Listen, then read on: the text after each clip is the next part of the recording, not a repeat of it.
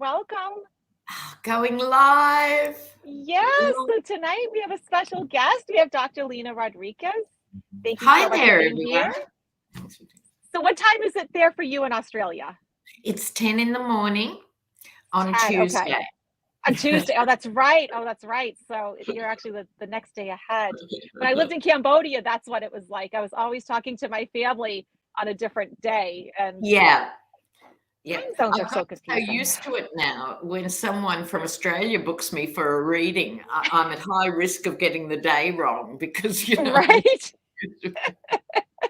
I think Hogarth is in the same boat where almost all of his clients are Americans, and he's up Yeah. like late at night now. And fortunately, I'm not in that boat. But so let me just say, a lot of you sent me questions. Thank you. And for all of you that put questions in the video that you're watching right now, like below it, they all disappeared. I went back to get your questions, and I'm so sorry, but they're all gone. I could not retrieve them. So my apologies. I was going to, but there's not much I can do. Technology's still glitchy, even though we're not in Mercury retrograde. I don't know if it's that strawberry full moon tomorrow, but something's going on. Yeah. So, right? So We're going to dive in here. yes. So the first question is from Robin, and it's not a political question, but I thought it was interesting. Yeah. She is concerned about the use of the word dark for evil and negativity. The dark can be warm and comforting, be the beautiful night with fireflies and stars, can also be plumbing our innermost depths and feelings. Can we both comment on that? Would you like to go first? Yeah. I've always had a bit of a flinch about it too. We talk about the dark arts, and the dark is always seen as negative. We talk Right. about black magic in the Yes. negative. And that's been thousands of years in the making. It hasn't happened recently. So it's part of the duality of Western culture and the Western mindset, right? So good and evil. And they just happen to be light and dark, not surprisingly, right? So we're taught to think in this polarity, right? And that actually, I think, in some ways limits our understanding of what's really going on in the world. So, for example, with the Asian mindset or the Pacific Islander mindset, if we're sitting beside each other and there's this much space between you and me, we see it with a Western mind, we see that as a gap, right? That's a gap between two people. To the Asian mindset, that's what connects us. That space Interesting. actually connects us, right? So it's a fundamentally different way of doing it. But back to the question, I can tell you it's history, but it's very hard to change our language. I agree. And it's hard, When I looked up the actual definition of dark, I was surprised to find that the definition that means evil and wicked, it actually says before it archaic. So the archaic definition of dark is evil and wicked. Which definition? You froze for a moment. Oh, I'm sorry.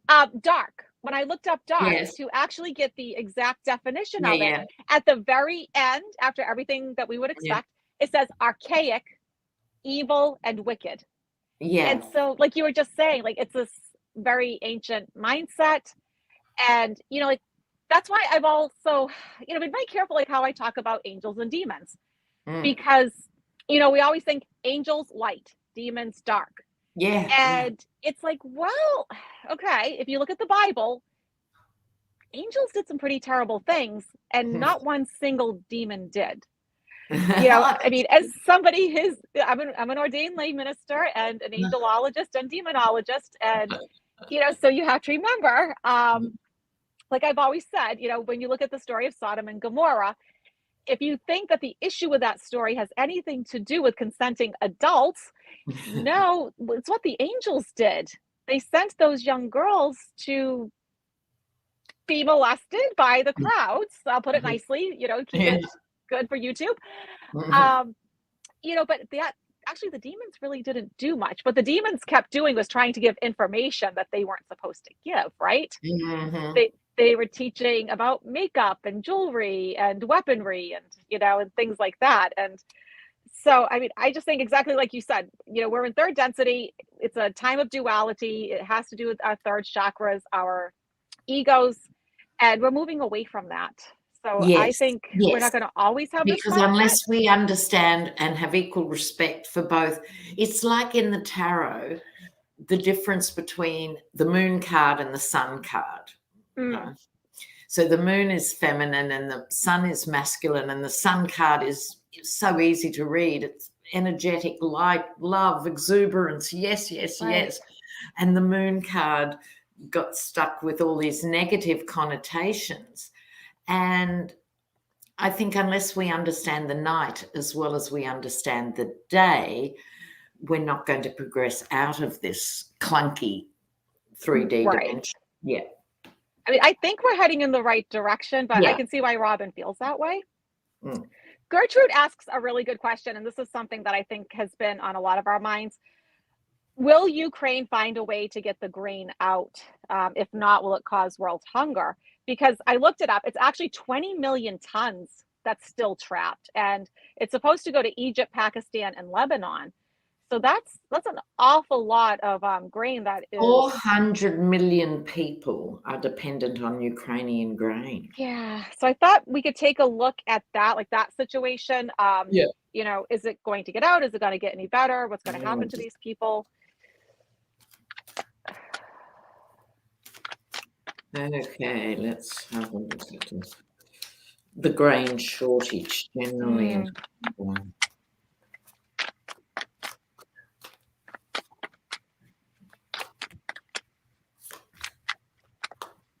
okay.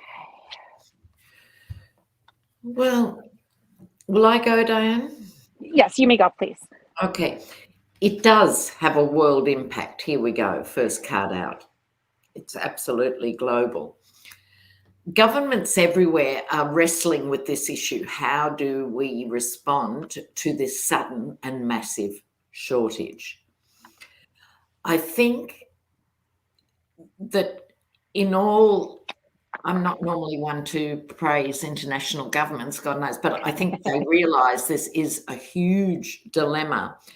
Right. They are going to act quickly at some point because it's their legacy as governments, but also they're responsible. You cannot have our television screens full of starving children like we saw in Biafra. No. Remember, how many decades is it since Live Aid for Africa? Remember? Right. It'd be 30 or 40 years ago. And Right. so I think people are working very, very hard on it, but money will have to be spent to get Mhm.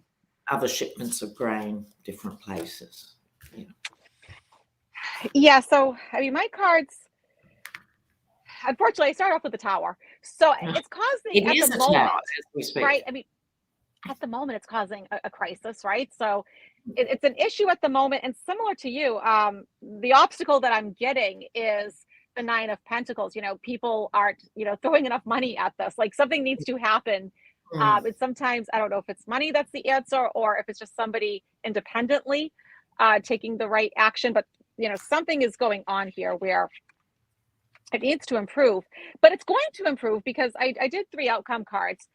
So they're going to be stuck in that energy of having their hands tied, Mm. feeling trapped, victimized, the whole 9 yards. But then just like you, I get the Knight of Swords. And so it's going to happen. Like things are going to start moving. Action's going to,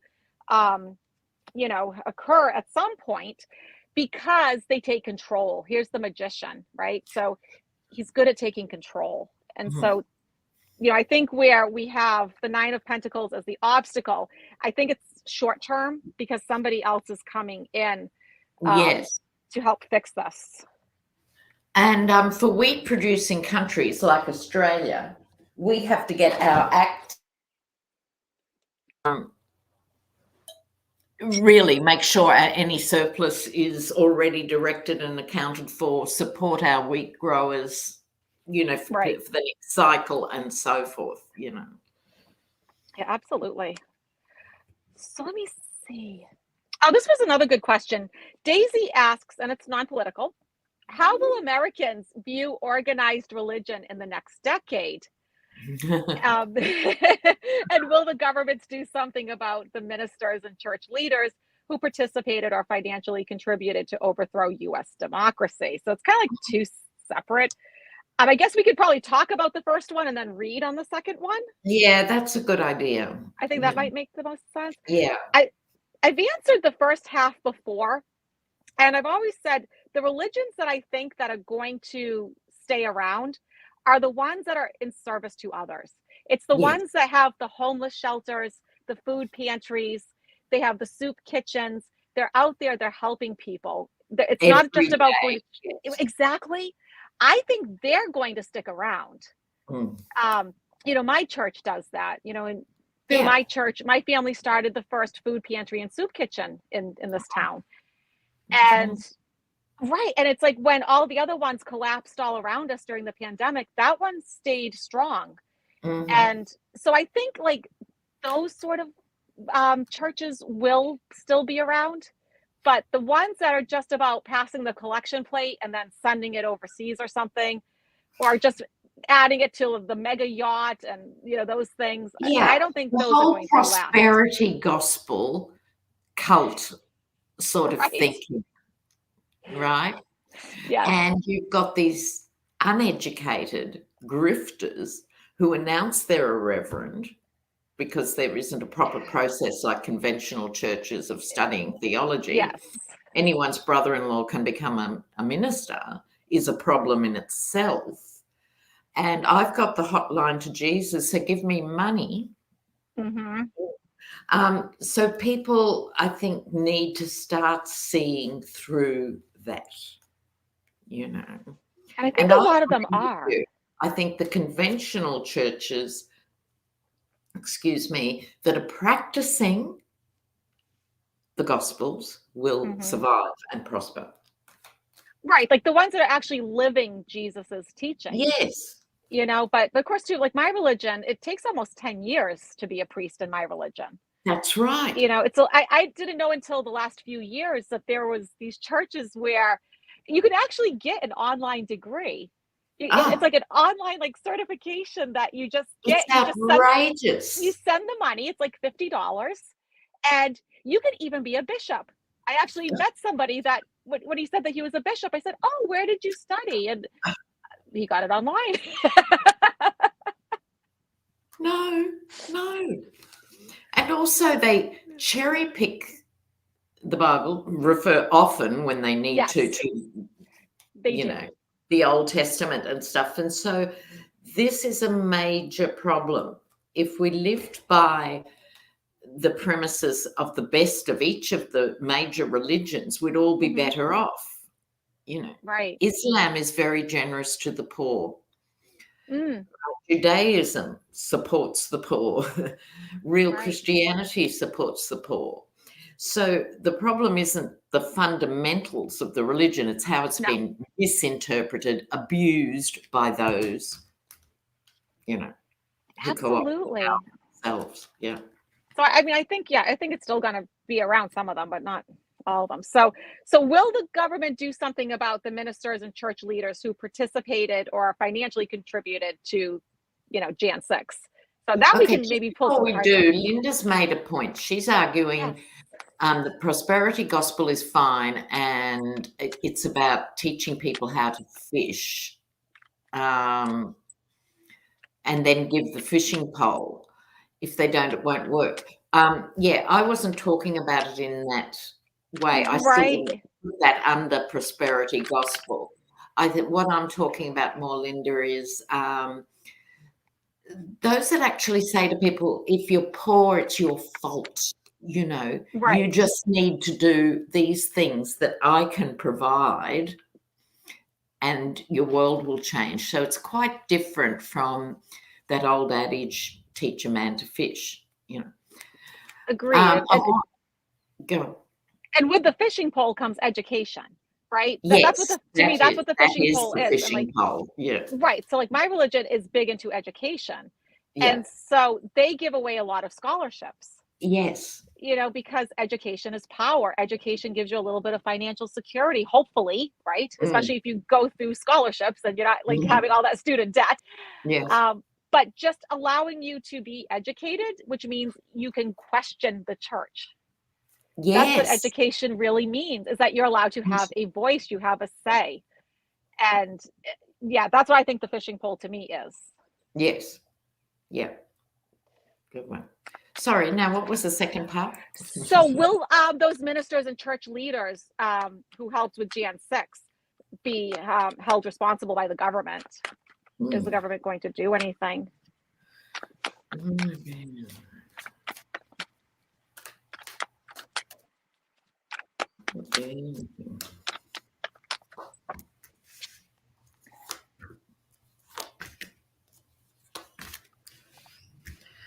Well, this isn't what I expected at all. I've pulled 4 cards and 3 are major arcana.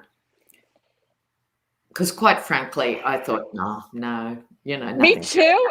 And my cards are very ominous. But perhaps I have to rethink that.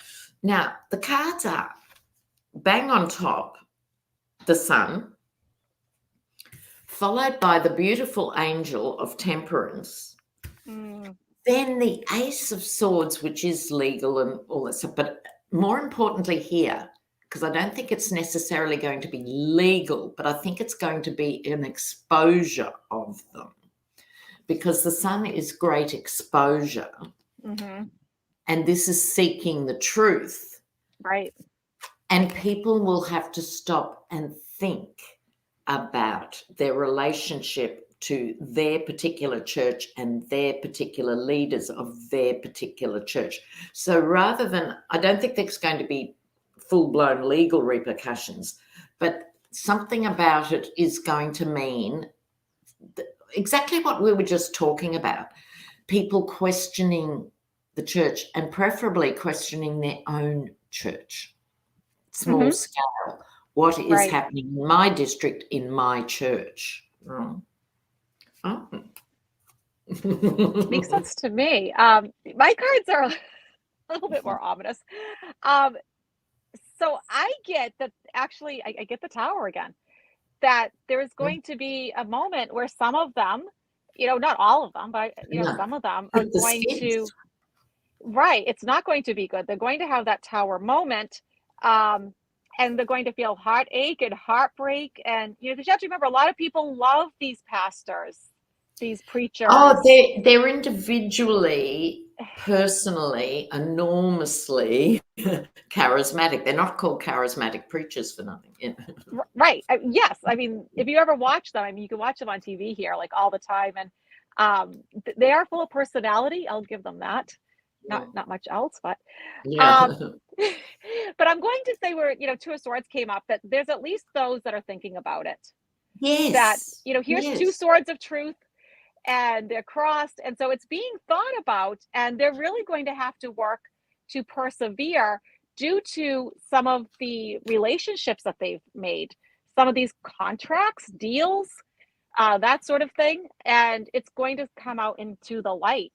So I think it's going to, like, you got the sun card. I think it's going to be illuminated in time. Not for all of them, of course, but for some, I think it's. I'm going to have a little shout out to Igor. Hi, Igor. He's in Australia. Oh, okay. Oh, he's with us in the morning. Okay. Sharon asks another good question. June is Pride Month in the US. Will there be any mass shootings at these LGBTQ festivities? So like I was just saying before we went on, in a small town in Idaho, they were having, a gay pride event over the weekend. I had never heard of the Patriot Front. It's a white nationalist group, and they came in this big van, and there's 31 of them. They were really armed to the teeth, and they were arrested. And now the police are getting death threats. And so it's really scary because they're not going to stop having these events. They're all over the place. The weather's nice. People are out. So, yeah, let's take And a it's look a at. real dilemma because you shouldn't give in and not No. have your celebration. So it is about how to balance this Well, I think very real risk.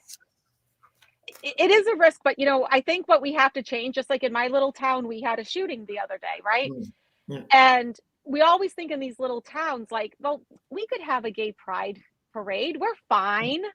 And we need to stop that mentality and say, okay, if we're going to do this, then we actually need the police that we pay and, that are Yes. here to serve and protect. We Yeah. actually need to ask them, organize something with them to come out and protect us because. And be able to trust that. Right. Because I know in my town, there's been a lot of betrayal, that sort of thing, a lot of Yeah. corruption. Right. And actually trust that they're going to be there and be willing, if they have to go running into a building, we've seen that. We've seen that in my town. They weren't willing to run into a building. So I wasn't surprised when they didn't do that in Uvalde. So, and I get it. But so let's take a look, if there's anything going to be happening this month with any of these LGBTQ festivities. June Pride Month. I mean, I hope not. I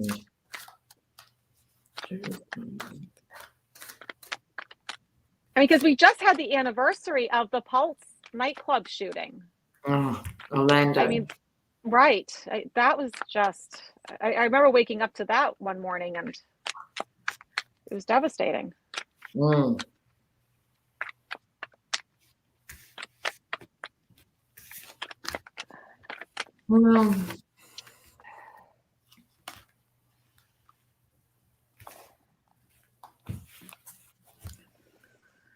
okay, I'm pleased to report cards, lots of swords cards, but I don't think for 1 minute that means there won't be incidences. I think that's it. But my first 3 cards are very confronting for the heart about this issue, and then the next 3 are sort of different. The first 3, loss, right? Out in the cold, walking away, right? I thought, oh dear. But the next 3 sort of throw a bit more light on that. It's important to go forth and celebrate at all costs. I think through this, a new leader is going to emerge. Now, the gay pride movement and similar movements, notoriously, they'll have individual speakers who represent small facets of the communities, but they haven't had recognisable leaders because it's a big, diverse world. But I think a very articulate leader is going to emerge from this pressure. Is it Pete Buttigieg? I don't know. Not that he's sort of your classic participant in pride marches, but he has his role. Or it could be someone completely different. But someone is going to emerge who gives the killer speech, a bit like Matthew McConaughey after Uvalde. Right. That's that was what a great everyone speech. remembers is Matthew McConaughey, right? Someone's going to speak on behalf of LGBTQI and beyond and nail it, in some way. And that's going to bring emotional release and relief and faith to not only the extended community itself, but all who support it in every way as part of everyday life, not special. Right. Life. So you see the reading was sort of in 2 parts. There's all this pressure. Intense. So what did you get? So I get, like Ace of Pentacles to start off with. So there is money behind doing these sort of things. There are financial backers. I mean, because whoever paid, because those 31 men came from all over the country. So somebody paid for airfare and hotels and food and all of that. So somebody's paying, these people to do these things. The obstacle, 2 of Wands. There's people that have these plans. There are people thinking about it. But what I get as the outcome card is Four of Swords, that they are going to ultimately pull back, retreat, withdraw. It's not going to be, I think, as bad as we're thinking it could be. I think we all got a little unnerved this weekend seeing that. But I think it's not going to be as bad as we're thinking, because I do think the police are very aware of these situations. And, you know, I mean, I guess how could they not be? Yeah. So it's an interesting question. yeah, They're all good questions. Thank you, viewers, for sending them in. yes, let me get to those now.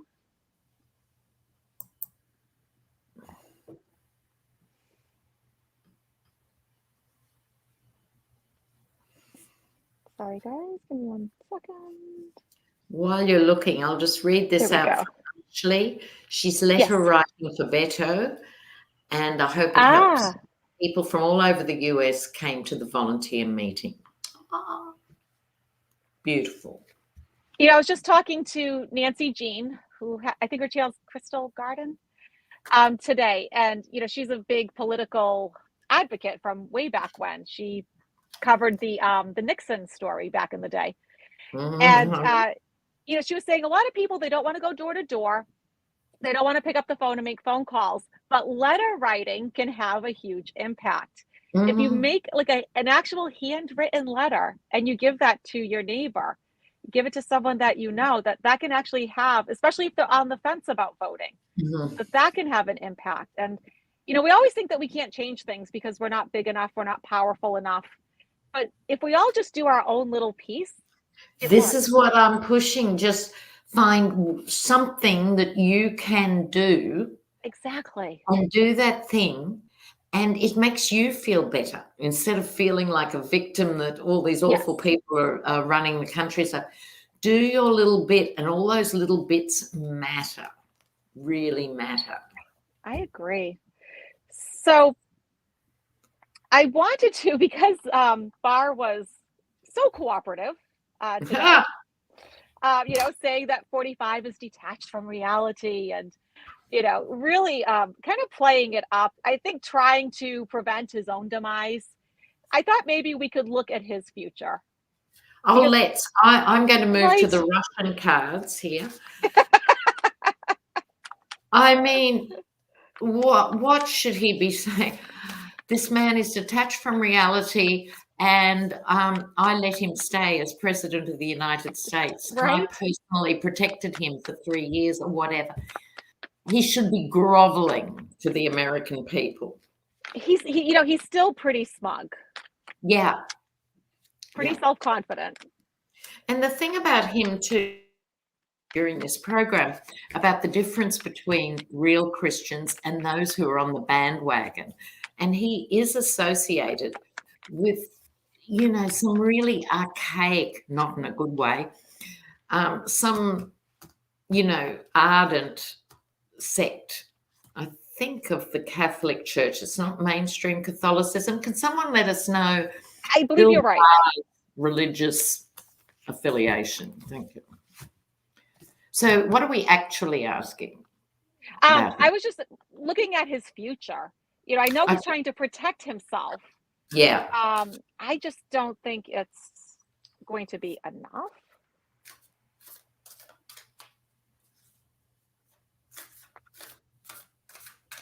Oh, my cards are falling. Lisa says everyone should watch Michael Cohen's latest YouTube that he put out today about Barr. I'll have to have a look at that.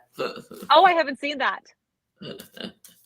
Oh, thank you, Catherine, for your donation. Yeah, I can go if you like. Yeah.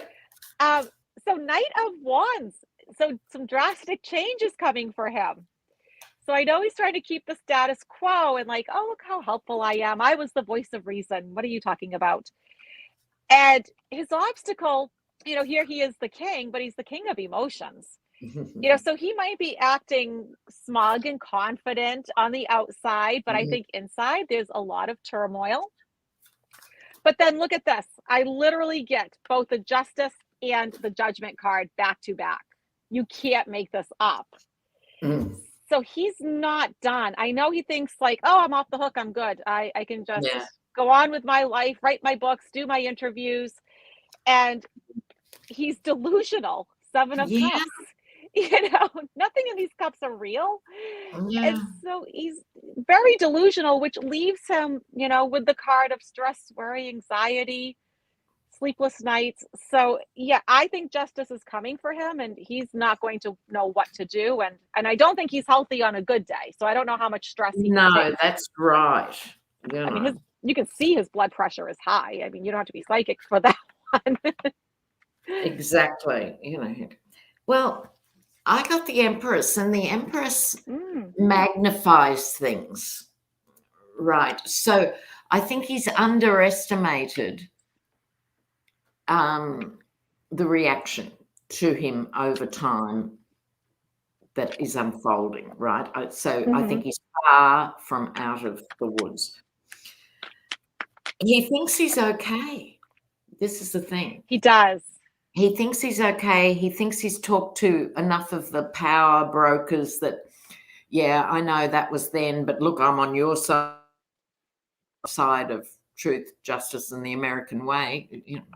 Oh, by the way, the organisation he's involved with, we think is Opus Dei. Opus Dei. Yeah, that's what it was. Yes. Totally. How to rule the world, government by government. Yeah, right. Okay. So he thinks he's talked to enough people privately that he's sort of secure. It'll be all right. This is a very relaxed character. I agree with you. This is not how he's really feeling. This is his presentation. If I'm out there and saying all these things, I can't be that complete villain, right? I agree, yes. Because you think we're all stupid or something, right? What on earth? The ego of these men, right? Suddenly, he'll have to have a real on-the-fly decision racing away in the dead of night.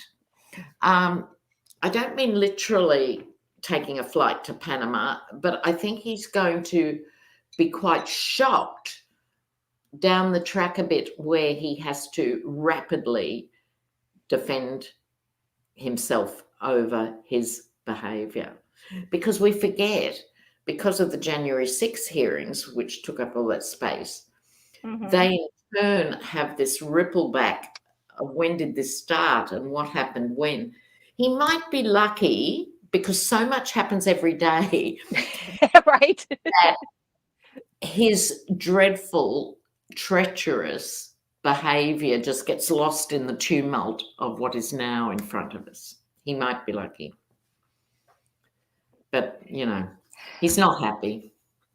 He is. But he's not guilty. I don't get that vibe that he's in his heart sorry. He's going, well, and now we all know this guy's mad and here I am. He doesn't get it still. There's an emotional disconnect, but I think he's such a narcissist that he can't see beyond his own self. I mean, his ego is just gargantuan, right? He's so full of himself that he actually thinks like nothing will ever happen to me. Like I am just perfect. I'm wonderful. How can you not know this? And I think, and it's funny. The thing is, the way it may catch up with him is his health. He just can't simply take the stress. Because part of him, even if it's not his emotional part, even his cerebral worry cells have to be on overdrive. And if you're already, at peak stress, look out, Ego the size of Texas. That's right, Marie. That's a good one. Thank you to everyone that just sent in donations. We appreciate that. And I always share it with my guests. So thank you. So I thought we would look at one more thing, unless you had something else. And that is Harriet Hagman. She is endorsed by Trump. She is challenging Liz Cheney for the seat in Congress. Sorry, what's her name again? Harriet Hagman. Harriet Hagman, okay. Hagman in Wyoming, challenging Liz Cheney for her seat in Congress. So I thought maybe we could she's leading in the polls. She's doing very well, unfortunately. But I thought maybe we could look at her. Harriet Hagman and Liz Cheney. I suppose it's to be expected, but we'll see. Harriet Hagner, Liz Cheney. Harriet Hagner.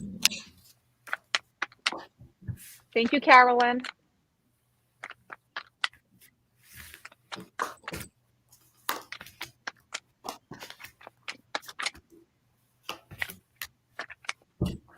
Oh, interesting. I did 3 cards for Harriet on the left and 3 for Liz Cheney on the right. Okay. Now, Harriet's first card, first cab off the rank, Tower. Now, who is she? Where has she been?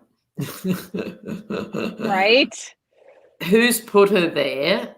What is the real story, right? Because we've known for 2 years, Liz Cheney, or more, even, but particularly the last 2 years, that Liz Cheney's a major player in the January 6 stuff, right? So, in other words, they've had 2 years to come up with this candidate, and they've chosen her. So, that's interesting. That's That is interesting. followed by feeling smug, doing all right, the polls are good. Oh. But it is a bit of a interesting. But it is a bit of a balancing act. It is a bit dicey. I don't think it's going to be the shoe-in that they expect. They're riding the anti-Liz wave. Yes. Now, that could happen. However, Liz Cheney's cards, the Fool, in a good sense, of the courage, well, it's not even courage, the faith that the Fool has in the universe to step bravely off the cliff, because she would have known political and career suicide to do this, and she doesn't care. She is so singly focused. Right. She then gets the gorgeous Temperance card, bringing it all together, and then prepared to do the hard work with the Knight of Pentacles, just whatever it takes. Right.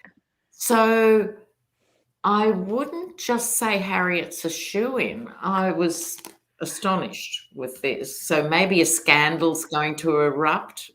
Yes, that's what my cards are showing. I kind of thought she was a shoo-in because, I mean, she's doing so well, right? Yeah. So you got the Tower for her, and I got the 3 of Swords. So there's something that we don't know yet, or Yes. something that she knows that we don't. Mm-hmm. And I got for her obstacle, this is one of the cards for the GOP. This is a card of big money, legacy money, big companies and corporations, that the money may stop flowing at some point. Why? Well, Page of Cups, something to do with relationships that she has formed. And when I asked for a clarifier, just like Lena, I get 2 of Pentacles. And for me, juggling money overseas. What did she do? What is the connection here? What did she do with some of this money? Now, when I pulled the cards for Liz, oh my goodness. First of all, they're all major arcana. Yeah. Here she is, the Chariot, taking the bull by the horns, moving forward, taking full control. The obstacle is one of my cards for the GOP. Yeah. The card of sinfulness and greediness. But then I get one of my cards for the US, the card of faith, hope, trust, wishes, and dreams coming true. And so, you know what? Polls are polls, and they don't poll everybody, right? They usually only call landlines, I believe. Wow. Who has a landline?